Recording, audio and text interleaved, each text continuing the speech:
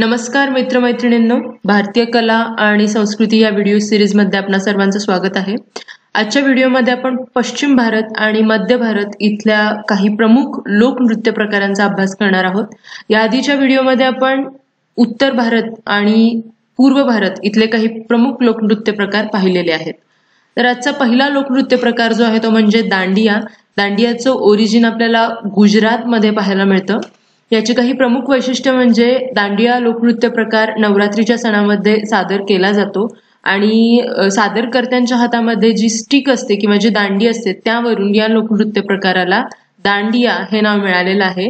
या नृत्य प्रकारामध्ये महिला वर्ग जो असतो तो छोली आणि घागरा परिधान करतात त्या, आणि जे पुरुष लोक असतात ते धोती, केडिया आणि एक विशिष्ट प्रकारचा फेटा त्यांच्या डोक्यावर असतो।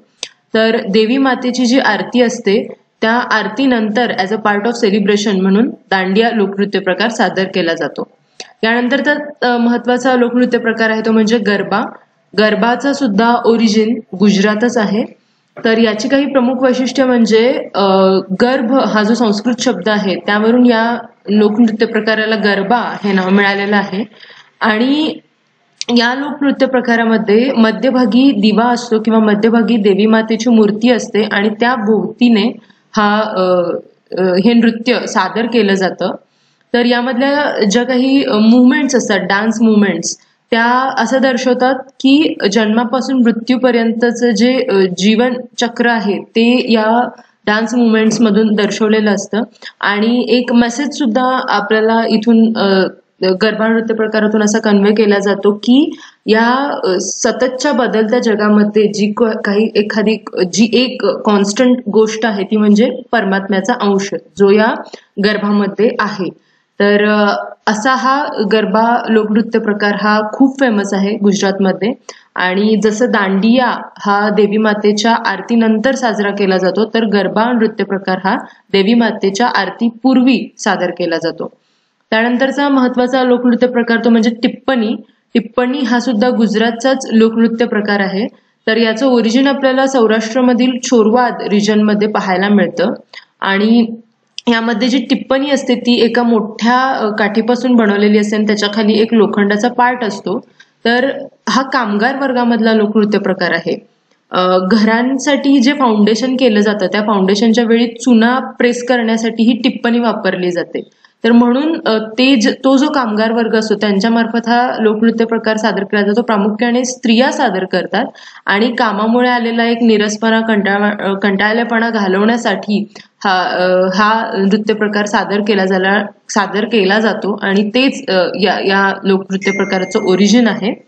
आणि ब्रास प्लेट ज्याला थाळी असं म्हटलं जातं तर ती वापरली जाते एक रिदम, एक म्युझिक तयार करण्यासाठी। तर हा होता गुजरातचा टिप्पणी हा लोकनृत्य प्रकार। त्यानंतरचं जे महत्त्वाचं लोकनृत्य आहे ते म्हणजे दिंडी। याचं ओरिजिन आपल्याला महाराष्ट्रामध्ये पाहायला मिळतं आणि हा एक धार्मिक नृत्य प्रकार आहे। आणि यामध्ये जे दिंडी म्हणजे हे एक विशिष्ट प्रकारचं ड्रम आहे। तर हे आपण या इमेजमध्ये बघतोय गळ्यात अडकवलेलं जे ढोलक आहे एक विशिष्ट प्रकारचं, तर त्याच्या बीट्सवर हा नृत्य प्रकार सादर केला जातो म्हणून याला दिंडी असं म्हटलं जातं। तर प्रामुख्याने पुरुषांच्या ग्रुप मार्फत हा नृत्य प्रकार सादर होतो, पण प्रसंगानुरूप महिला सुद्धा तिथे जॉईन झालेल्या असतात। आणि आषाढी आणि कार्तिकी वारी असते तर त्या वारीमध्ये दिंडी आपल्याला पाहायला मिळते। आणि आषाढ आणि कार्तिक हे दोन्ही सुद्धा मराठी महिने आहेत आणि त्यावेळी प्रामुख्यानं हा लोकनृत्य प्रकार सादर केला जातो। त्यानंतरचा महत्त्वाचा लोकनृत्य प्रकार आहे कोळी डान्स किंवा कोळी नृत्य। याचं सुद्धा ओरिजिन महाराष्ट्रातच आपल्याला पाहायला मिळतं। तर याचं प्रमुख वैशिष्ट्य म्हणजे जे कोळी कम्युनिटी आहे त्या कम्युनिटीशी निगडीत हा नृत्य प्रकार आहे। आणि त्यांचं जे डे टू डे लाईफ आहे म्हणजे जे मासेमारी म्हणा किंवा जे समुद्राशी संबंधितच त्यांचं सगळं डे टू डे लाईफ त्यांच्याशी निगडीत आहे, तर त्या सगळ्याची वर्णनं या कोळी नृत्यामध्ये आपल्याला पाहायला मिळतात। तर पारंपरिक कोळी पद्धतीची वेशभूषा जशी आपण बघतो की त्रिकोणी प्रकारची लुंगी पुरुषांनी परिधान केलेली आहे, महिलांनी एक विशिष्ट प्रकारची साडी परिधान केलेली आहे। तर अशा पद्धतीची वेशभूषा असते आणि पुरुष आणि महिला दोघांतर्फे हा नृत्य प्रकार सादर केला जातो। त्यानंतरचं महत्त्वाचं लोकनृत्य आहे ते म्हणजे लावणी। तर लावणीचं ओरिजिन सुद्धा आपल्याला महाराष्ट्रामध्ये पाहायला मिळतं. तर लावण्य या शब्दाचा अर्थ सुंदरता. तर या शब्दावरून या लोकनृत्य प्रकाराला लावणी हे नाव मिळालेलं आहे. आणि यामध्ये महिला नऊवारी साडी परिधान करतात आणि ढोलक हे जे म्युझिकल इन्स्ट्रुमेंट आहे तर त्याच्या तालावर ही लावणी सादर केली जाते. याचे सुद्धा 2 प्रकार आहेत, बैठकीची लावणी आणि फडाची लावणी. जेव्हा मोठ्या जनसमुदायासमोर लावणी परफॉर्म केली जाते म्हणजे पब्लिक परफॉर्मन्स असतो तर त्याला फडाची लावणी असं म्हणतात. आणि काही विशिष्ट जनसमुदायासमोर एन्क्लोज्ड एरियामध्ये जेव्हा लावणी परफॉर्म केली जाते तर त्याला म्हणतात बैठकीची लावणी. त्यानंतरचा प्रमुख नृत्य प्रकार म्हणजे ढालो. याचं ओरिजिन आहे गोवा. हा प्रामुख्यानं स्त्री वर्गामार्फत सादर केला जाणारा नृत्य प्रकार आहे. आणि यामधली जी गीतं असतात ती कोकणी किंवा मराठी भाषेमध्ये असतात. आणि मराठी महिना पौष महिना जो आहे हिवाळ्यामध्ये येतो तर त्यावेळी त्या दरम्यान हा नृत्य प्रकार सादर केला जातो. आणि ह्याच्या ज्या थीम्स असतात त्या एकतर धार्मिक असतात किंवा सामाजिक असतात. त्यानंतरचा महत्वाचा नृत्य प्रकार आहे तो म्हणजे देखणी किंवा डेक्कनी. याचं ओरिजिन आहे गोवा. आणि यामध्ये आपल्याला पाश्चात्य आणि भारतीय प्रकाराचं एक मिश्रण पाहायला मिळतं. प्रामुख्याने जे म्युझिक असतं ते पाश्चात्य पद्धतीचं असतं. आणि नाविक आणखी मुलगी यांच्यामधला हा संवाद आहे. म्हणजे यामध्ये काय असतं, मुलगी जी असते ती दामू नावाच्या एका व्यक्तीचं लग्न असतं तर त्या लग्नामध्ये तिला ते लग्न तिला अटेंड करायला जायचं असतं आणि त्यासाठी लवकरात लवकर तिला जायचं असतं म्हणून ती नाविक जो आहे त्याला रिक्वेस्ट करत असते, विनंती करत असते की मला तिथे लवकरात लवकर घेऊन चल. त्यासाठी ती तिचे दागिने सुद्धा द्यायला तयार होते. अशा पद्धतीची साधारण ती थीम असते आणि या थीमवर आधारित तो डान्स असतो. तर आपल्याला बॉबी मूवी सगळ्यांना माहिती आहे, ऋषी कपूरचा फेमस मूवी. तर त्यामध्ये ना मांगो सोना चांदी हे जे गाणं आहे ते मूळचं एक डेक्कनी सॉन्ग आहे, हाम साहेबा पोल्टोडी बेटा. तर या गाण्यावरून ते ना मांगो सोना चांदी हे बॉबी या मूवीमध्ये ते गाणं घेतलेलं आहे. तर हा आहे डेक्कनी हा नृत्य प्रकार गोव्याचा. त्यानंतरचा लोकनृत्य प्रकार आहे तो म्हणजे जवारा. याचं ओरिजिन आहे मध्य प्रदेश.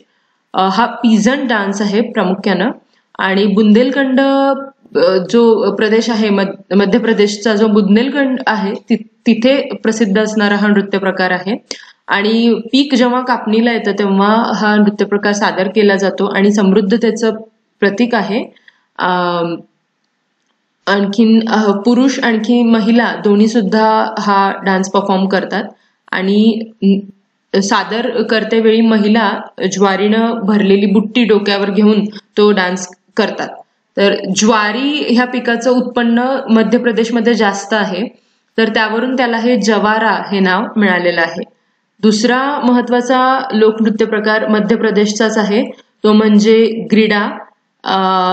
हे जेव्हा रब्बी पीक कापणीला येतं त्यावेळी सादर केलं जातं आणि सकाळी चालू होतं हे नृत्य ते संध्याकाळपर्यंत चालू राहतं.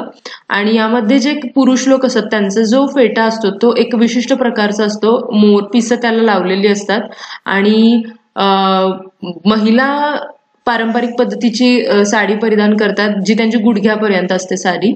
तर असा हा ग्रीडा लोकनृत्य प्रकार आहे मध्य प्रदेशचा. त्यानंतर येतो तो म्हणजे अहिरी डान्स किंवा अहिरी नृत्य. याचं सुद्धा ओरिजिन मध्य प्रदेशमध्ये आहे. आणि जे ग्वाल्हेरचे कॅटल हर्डर्स आहेत तर त्यांच्याकडून हे लोकनृत्य सादर केलं जातं. आणि ही जी अहिर कम्युनिटी आहे तिच्याकडून अहिर कम्युनिटीकडून हा लोकनृत्य प्रकार सादर केला जातो म्हणून या नृत्य प्रकाराला अहिरी हे नाव मिळालेलं आहे. आणि ग्वाल्हेरच्या वेगवेगळ्या ज्या काही कम्युनिटीज आहेत तर त्यांना असं म्हटलं जातं की ते कृष्णाचे ते वंशज आहेत आणि त्यांच्याकडून कृष्णाला हा भक्तिभावपूर्वक समर्पित केलेलं असतं हे नृत्य. असं हे अहिरी नृत्य आहे. आणि यामधली वेशभूषा जी आहे आपल्याला इमेजमध्ये सुद्धा दिसते आहे, ही एक अगदी कलरफुल अशी वेशभूषा असते. त्यानंतरचं महत्वाचं लोकनृत्य म्हणजे राऊत नाच. तर याचा ओरिजिन आहे छत्तीसगडमध्ये.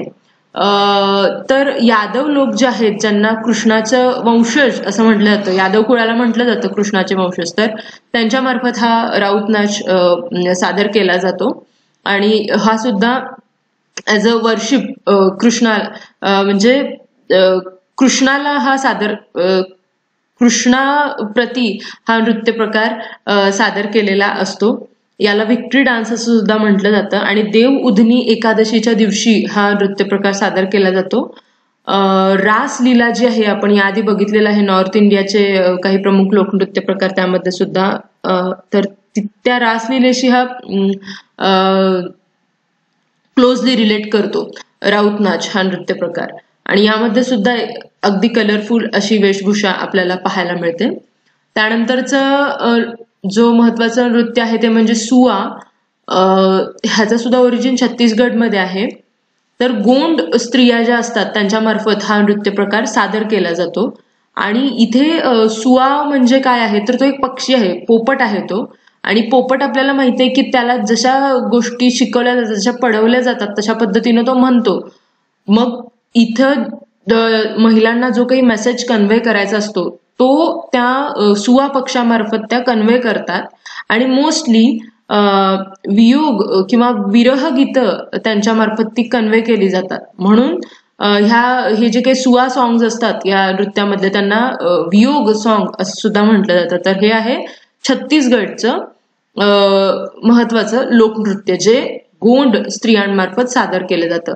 तर आता आपण हे जे काही पाहिले ते विविध लोकनृत्य प्रकार होते पश्चिम भारत आणखी मध्य भारतामधले. तर मला वाटते तुम्हाला यातून काही इंटरेस्टिंग माहिती मिळाली असेल आणि तुम्हाला हा व्हिडिओ जर आवडला असेल तर माझा व्हिडिओ लाईक करायला आणि माझ्या चॅनलला सबस्क्राईब करायला विसरू नका. थँक्यू.